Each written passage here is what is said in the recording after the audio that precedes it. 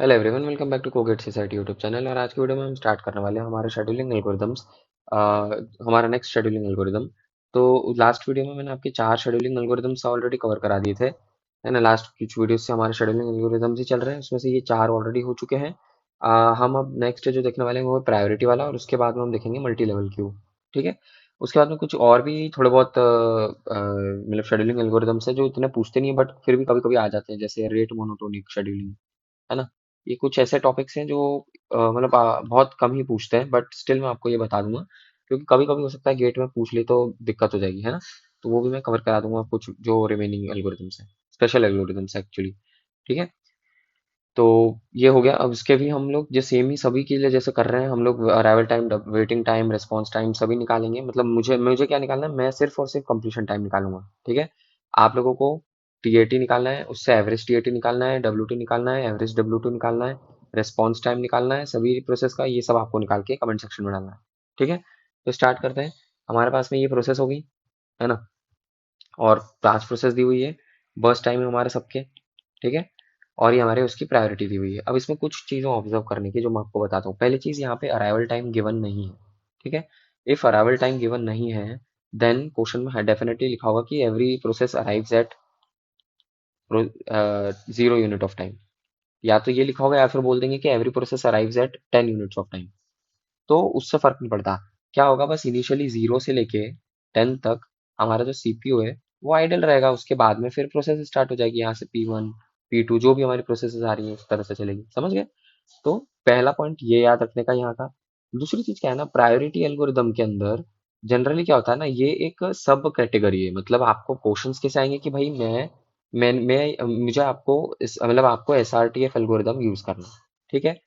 पहले चीज उन्होंने ये बोल दी। उसके बाद क्या बोलेंगे कि ठीक है, अच्छा एसआरटीएफ करना है।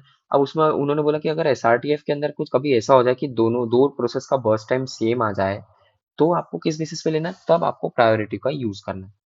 तो ये इस तरह से कंबाइंड क्वेश्चन आते हैं। मतलब SRTF is our main question, उसके अंदर उसने प्रायोरिटी को जोड़ दिया प्लस करके, जिसके जिसके कारण हमें अब दो चीजें देखना है। और ये प्रायोरिटी कब देखना है, एट दैट टाइम की जैसे मान लो P2 और P4, अगर मान लो मैं इसी के अंदर मैं एस जे एफ यूज कर रहा होता, मैं S R T F use कर रहा होता, ठीक है, जो मैंने पढ़ाया है। लेट्स कंसिडर अभी के लिए सिंपल करने के लिए एस जे एफ। तो मैं क्या देखता कि यार P2 का बस टाइम और P4 का बस टाइम दोनों सेम है। तब मैं कैसे डिसाइड करूँ, तो मैं पहले आपको मैंने वीडियोस में बताया, हम तब तब प्रायोरिटी गिवन नहीं थी। तब हम क्या करते थे, जो सबस्क्रिप्ट में वैल्यू है, जैसे 2 है, यहाँ पे 4 है, इनको कंसिडर करते थे। जो छोटी वैल्यू है उसको हम लोग पहले एग्जीक्यूट कराते थे, और ये सेकंड नंबर पे आती थी। ठीक है। बट अब क्योंकि यहाँ प्रायोरिटी दे दी गई है, हम क्या करेंगे, हो सकता है बोला गई जाए कि fifth priority is the highest one. मतलब जो प्रायोरिटी की वैल्यू, न्यूमेरिक वैल्यू जो ज्यादा है, that is the highest priority. तो हमें अगर P2 और P4 में चूज करना रहेगा, तो हम किसको चूज करेंगे, ऑफ कोर्स P4 को करेंगे। समझ गए। तो इस तरह से हमें इन प्रायोरिटी वाले क्वेश्चंस को करना रहता है। ठीक है। तो इसको मैं अभी सॉल्व करता हूँ। अभी मैं इसको देखो, आपको क्या करना है प्रैक्टिस के लिए, मैं आपको बताता हूँ। मैं अभी इसको सिर्फ FC FS एल्गो से सॉल्व करूंगा, क्योंकि मुझे आपको प्रायोरिटी को एक्सप्लेन करना है कि कैसे प्रायोरिटी के बेसिस पे चलता है।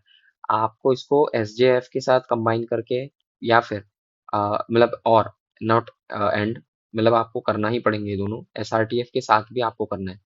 ठीक है। इवन आप इसको राउंड रॉबिन के साथ भी करेंगे, उसका टाइम क्वांटम आप ले लेना 2 यूनिट्स, कोई दिक्कत नहीं। और आई थिंक राउंड रॉबिन में इसकी जरूरत पड़ेगी भी नहीं। तो आप SRTF और SJF के लिए ट्राई करना। ठीक है।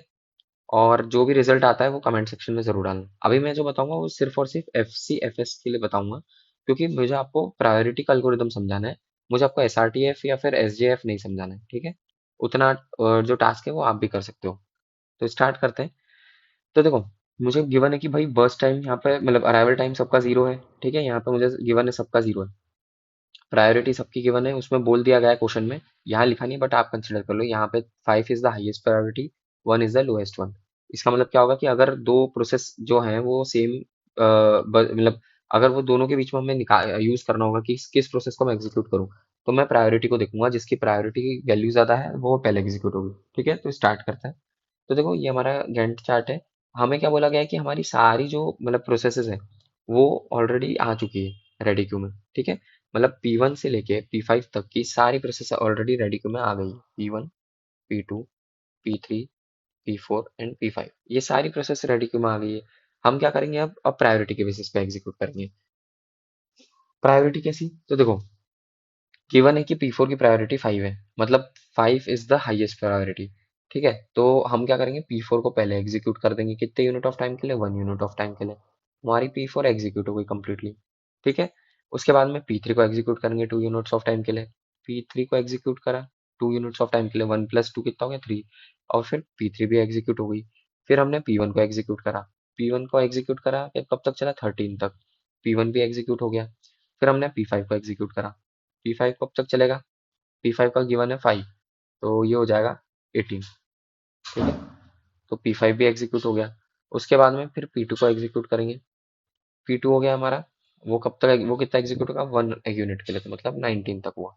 ठीक है, हमारी सारी प्रोसेस जो रेडी क्यू में थी वो सारी एग्जीक्यूट हो गई है ना। तो अब क्या होगा, ये जब एग्जीक्यूट हो गई है हमारे पास, सिंपल है ये, इसमें सबका हम वो लिख लेंगे कंप्लीशन टाइम। तो P2 का कंप्लीशन टाइम क्या है, 14 है। ठीक है, तो मैं यहाँ लिख देता हूँ ऐसे। तो देखो मैंने यहाँ पे सारे कंप्लीशन टाइम लिख दिए है ना। ये थोड़ा ऊपर नीचे हो गया, ये P1 का है, ये P2 का है, ये P3 का, P4 का और ये P5 का, इस तरह से। ठीक है, ये देख लेना है, P1 P2 P3 ऑर्डर में लिखा है। बस ये थोड़ा इमेज जो है वो थोड़ी छोटी है, इसलिए शायद ये ऐसे इशू आ रहा है। ठीक है, तो ये हमारा कंप्लीशन टाइम हो गया है ना। अब आप लोगों को क्या करना है, इसका टीएटी निकालना है सभी का। ठीक है, आपके क्या टास्क है वो मैं बता देता हूँ। सबसे पहले तो TAT, TAT, average WT, response time सभी प्रोसेस का वो निकालना है, क्या होता है, पहली चीज है ना। अब दूसरा क्या है, दूसरा क्वेश्चन ये है कि आपको इसी क्वेश्चन को करना है using SJF with priority scheduling and SRTF with priority. ठीक है, और आपको कुछ नहीं करना है, इन सभी में से ये बताना है, इन तीनों को सॉल्व करके, आई मीन इन दोनों को सॉल्व करके, एसआरटीएफ और एसजेएफ विथ प्रायोरिटी को सॉल्व करके आपको ये बताना है कि which process is executed at last. And दोनों का एवरेज, आई मीन दोनों के अंदर जो एवरेज टीएटी और डब्ल्यूटी है वो निकाल के आपको कमेंट सेक्शन में डालना। ठीक है, तो ये हमारा प्रायोरिटी शेड्यूलिंग हो गया है ना। मैंने आपका प्रायोरिटी शेड्यूलिंग एल्गोरिदम भी करवा दिया। हमारा अब इसके बाद में एक एल्गोरिदम ये बचा, मल्टी लेवल क्यू वाला, है ना। ये थोड़ा ज्यादा मतलब पूछते हैं नहीं, पर फिर भी मैं इसका एक क्वेश्चन आपको करवा दूंगा। अगर मुझे इंटरनेट मतलब गूगल पे मिलता है तो मैं वही क्वेश्चन आपको करवा दूंगा, क्योंकि इसके क्वेश्चंस बहुत कम ही रहते हैं अवेलेबल, है ना।